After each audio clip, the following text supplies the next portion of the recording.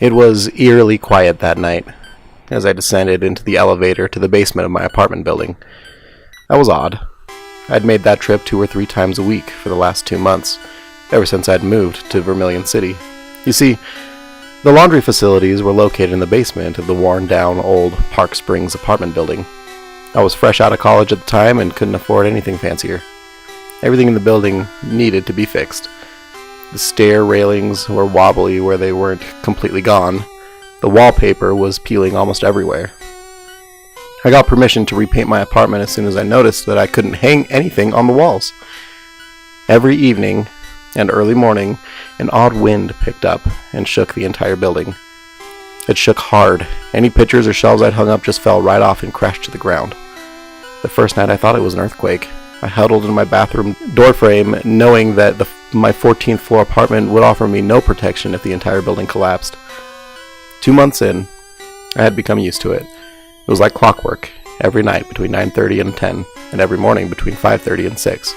My own little alarm clock, telling me it was time to sleep and when to get up.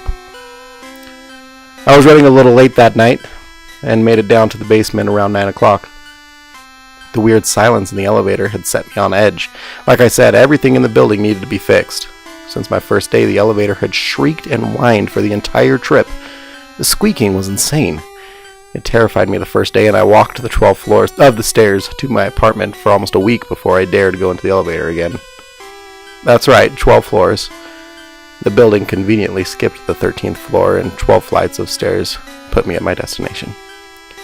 But I figured the management had finally gotten someone to come out and oil the elevator. It was completely silent that night. Even though I felt it start, I was sure I wasn't moving because of the familiar screech was absent. It was actually unnerving. I brushed it off, though, as I carried my basket of laundry toward the washing machines. I started the load and sat on the stool next to the washer I had loaded. Even that was broken. It was originally a chair, but the back had fallen off long ago and still sat behind the chair in pieces. I started to read the book I brought with me and was soon completely immersed in the story of an innocent human girl falling in love with a shimmering vampire. A low growl brought me out of my reverie. I quickly looked around to find the source of the noise as it began to grow. It got louder and louder. By the time it had grown to a full roar, I realized it couldn't be a creature. The noise buzzed and hummed and grew even louder. I couldn't hear anything at all. I started to scream. I couldn't even hear myself. The noise completely filled the room, but I was sure it was coming from the wall right next to the elevator. I was terrified. I picked up a piece of the chair back from behind me and slowly walked toward the elevator. I was shouting and crying, but no one, including myself, could hear anything but that roar. It sounded like I was in the middle of a hurricane, and it only grew in intensity as I neared the elevator. I swore I could see the wall pulsing with the ebbs and flows of the noise the closer I got. Whatever was making the noise, it was in the wall. I couldn't take it anymore. I screamed as loud as I could, and I started banging the wall with my stick. I screamed, and I hit, and I screamed some more. After a moment, I finally realized that the roar had stopped, and the only noise I now heard was my own yelling. I stopped mid-scream and looked around. Other than my shuddering breath, the basement was now silent. I looked at the wall where I had been pounding the small piece of the chair back. There were a few small holes where I had broken through the wall. As I peered at the holes, I thought I saw something behind the wall, a tiny shaft of light. I leaned in slowly to get a closer look.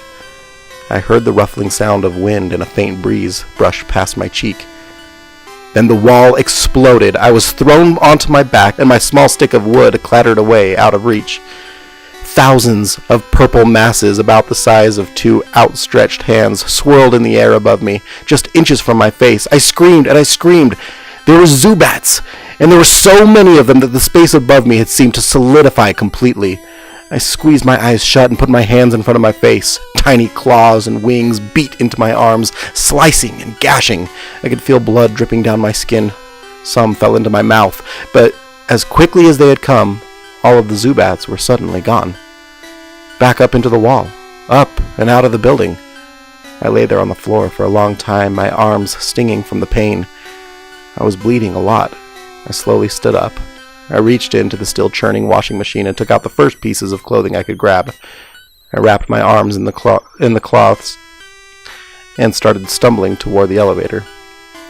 As I neared the elevator doors, I heard a sound that nearly stopped my thumping heart. It sounded like the beginning of a growl of a huge, dangerous dog. That slow, deep rumbling that comes just before the lunge. My knees were weak. The still wet clothing wrapped around my arms dripped onto the floor in front of me.